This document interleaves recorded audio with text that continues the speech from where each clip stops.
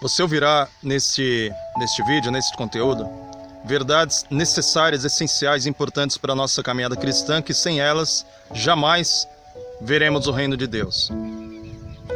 É preciso entender que verdadeiramente ninguém é obrigado a pecar. A consciência humana, ela é uma cidade com muros que não pode ser ultrapassada senão mediante a nossa própria vontade, o nosso consentimento. Portanto, embora a carne seja verdadeiramente fraca, é justamente por isso que ela pode ser vencida. Na mensagem desta manhã, eu pretendo abordar um ponto central do Evangelho. Algo que diz respeito a todos nós. Porque de acordo com a palavra de Deus, todos pecaram. Todos pecaram. Eu quero abordar um tema hoje que assola a consciência desde crianças até o mais velho entre nós. Todos nós, de um modo ou de outro, em maior ou menor grau, já fomos assediados pelo pecado. E eu pretendo nesta manhã delimitar o que é pecado e responder uma pergunta que se tornou um tabu no cristianismo: como vencê-lo? Sabe, se você já é um homem maduro, uma mulher madura, ou mesmo se você é ainda um adolescente, um jovem, você já deve ter sentido. Na verdade, eu estou sendo até retórico, porque de fato você sente que há um problema entre nós, que existe algo dentro do seu coração que precisa ser resistido, encarado, desafiado. E é sobre esta verdade que falaremos nesta manhã. Para tanto, eu quero ler um dos trechos nos evangelhos mais conhecidos e ao mesmo tempo mais desafiadores. Evangelho de João, capítulo 8, diz assim: Jesus, entretanto, foi para o Monte das Oliveiras. De madrugada voltou novamente para o templo, e todo o povo ia ter com ele, e assentado os ensinava. Os escribas e fariseus trouxeram à sua presença uma mulher surpreendida em adultério, e fazendo-a ficar de pé no meio de todos, disseram a Jesus: Mestre, essa mulher foi apanhada em flagrante adultério, e na lei nos mandou Moisés que tais mulheres fossem apedrejadas. Tu, pois, que dizes? Isso diziam eles, tentando para terem de que o acusar. Mas Jesus, inclinando-se, escrevia na terra com o dedo. Como insistissem na pergunta, Jesus se levantou e lhes disse: Aquele que dentre vós estiver sem pecado, seja o primeiro que lhe atire pedra. E tornando a inclinar-se, continuou a escrever no chão. Mas, ouvindo eles esta resposta, e acusados pela própria consciência, foram se retirando um por um, a começar pelos mais velhos, até os últimos, ficando só Jesus e a mulher no meio onde estava. Erguendo-se Jesus e não vendo a ninguém, mas além da mulher, perguntou-lhe: Mulher, onde estão aqueles teus acusadores? Ninguém te condenou? Respondeu ela: Ninguém, Senhor. Então lhe disse Jesus: Nem eu tampouco te condeno. Vá e não peques mais. Que trecho maravilhoso! Que trecho maravilhoso, porque é como se nesse relato de uma mulher pega em pecado, jogada aos pés de Cristo, resumisse a história da existência. Aqui é uma espécie de síntese da experiência humana. Todos nós, em algum momento da vida, já fomos flagrados. Porque eventualmente há pecados secretos. Eventualmente há situações onde ninguém sabe. E você é tão somente acusado pela própria consciência. Há coisas a seu respeito que, se outros soubessem, mudariam completamente a visão que tem a seu respeito. Porém, quando um pecado é deflagrado, é exposto, se torna público,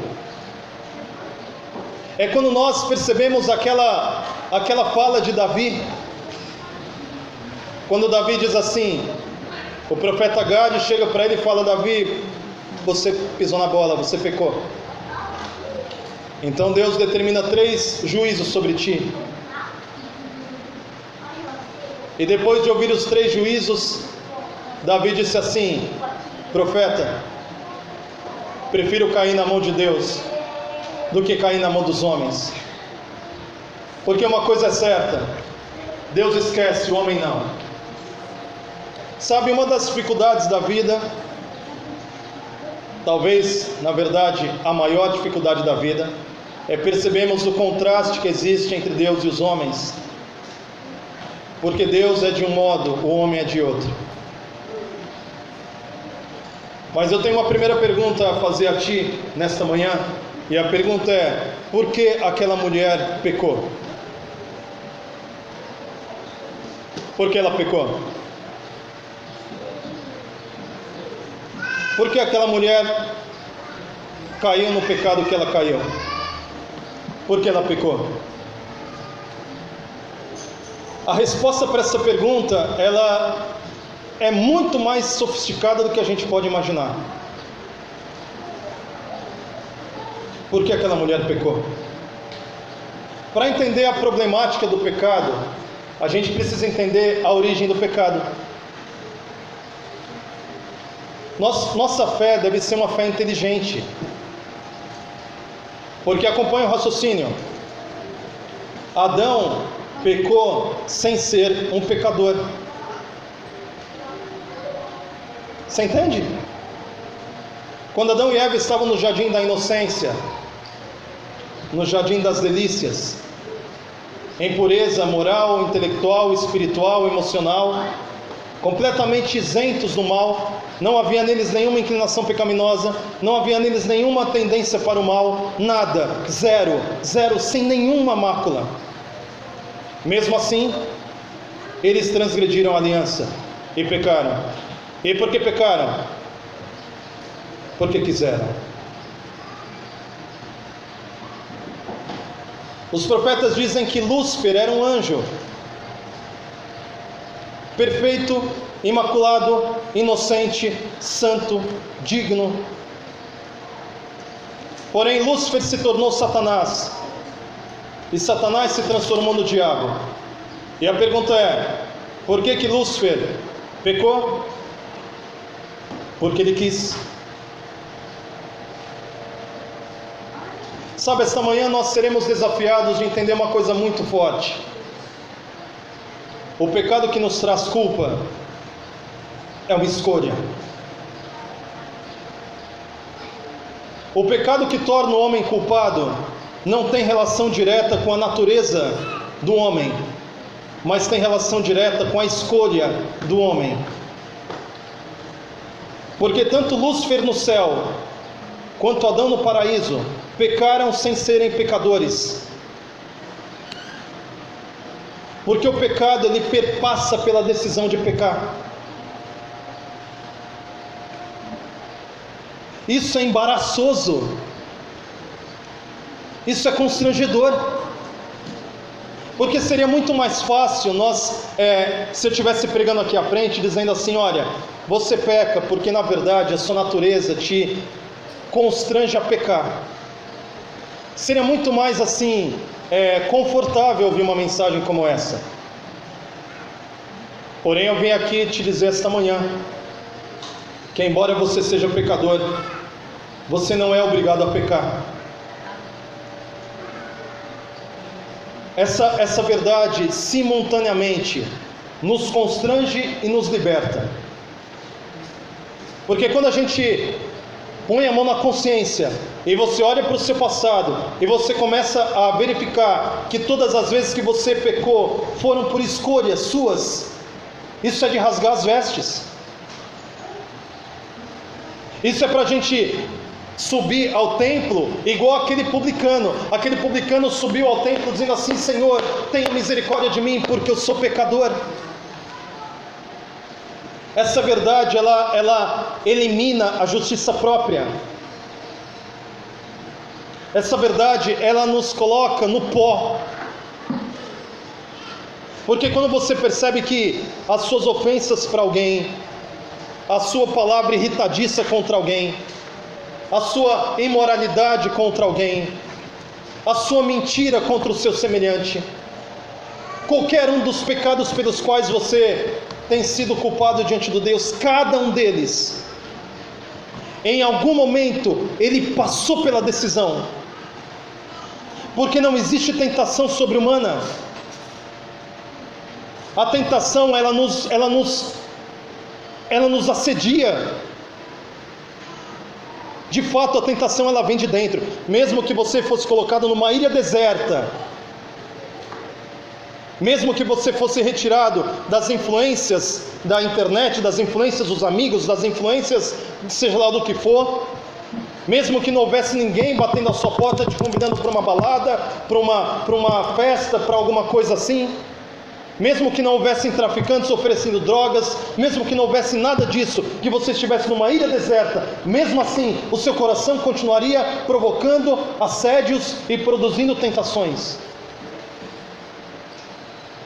Porque de acordo com o Evangelho de Mateus capítulo 15, verso 19, do coração procedem os maus pensamentos, os homicídios, os adultérios, a mentira e toda coisa. Porém, embora o seu coração seja uma usina do pecado, embora o seu coração seja uma espécie de indústria do mal, você não é obrigado a pecar. Você não é obrigado.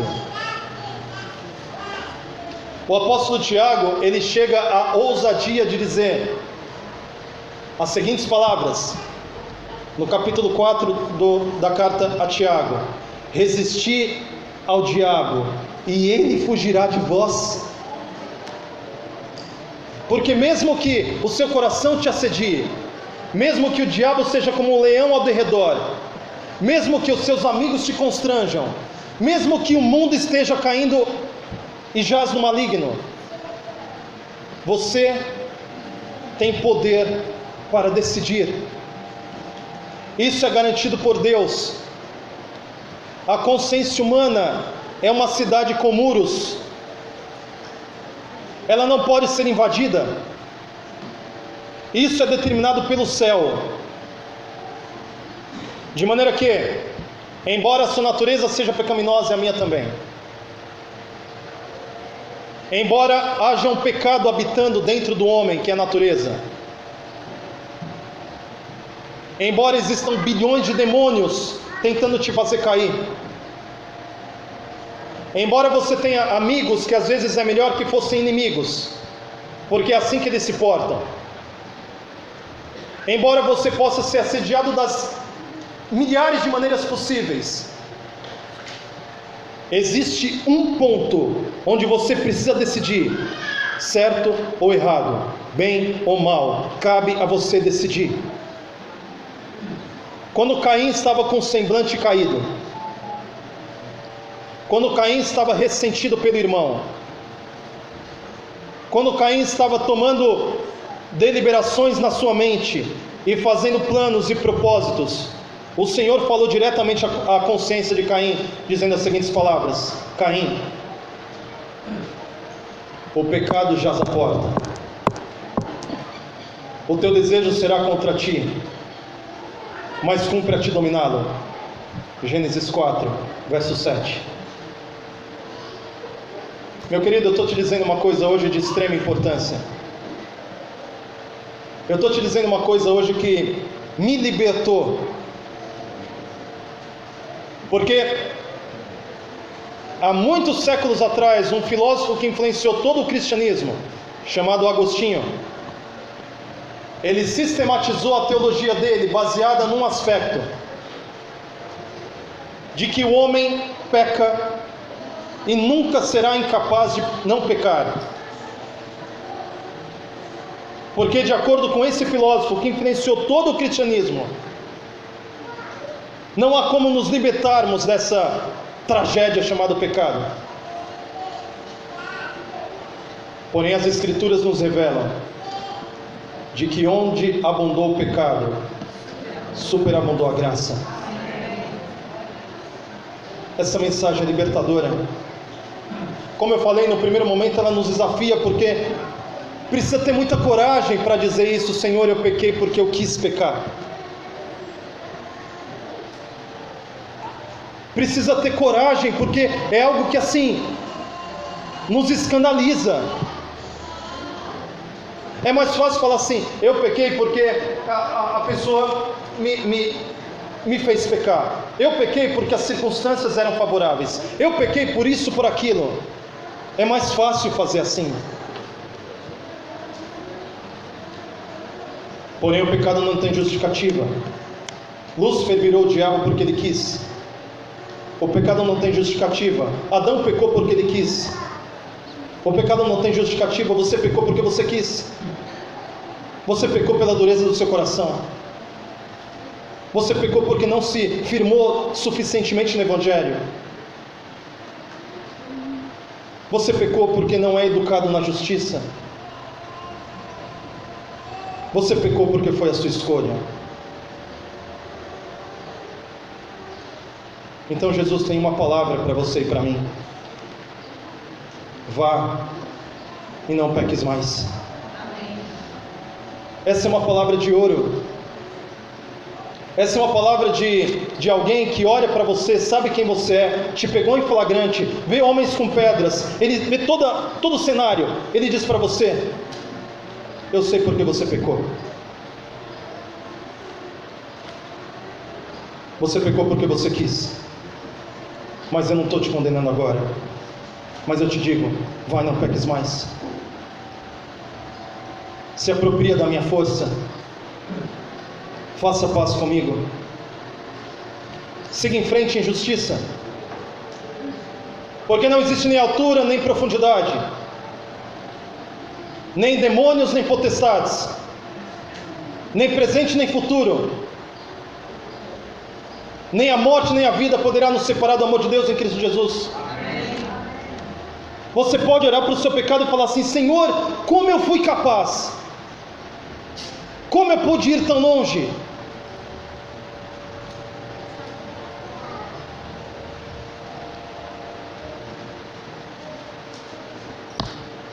Porque quando a gente olha para trás, a gente se quebranta.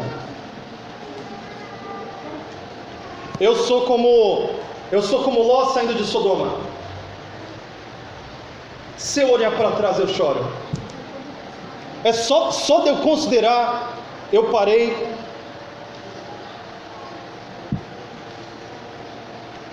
Quando a gente olha para trás, a gente se quebranta. Quem esteve no retiro de carnaval desse ano viu: se eu olhar para trás, eu me acabo. Quando o anjo falou para Ló e falou para a família dele: olha, fujam de Sodoma, não olhem para trás, porque senão vocês viram estátua de sal. A mulher olhou para trás e acabou. Não olhe para trás. Você pecou diante do Senhor? Todos pecaram. Siga em frente. Vai, não peques.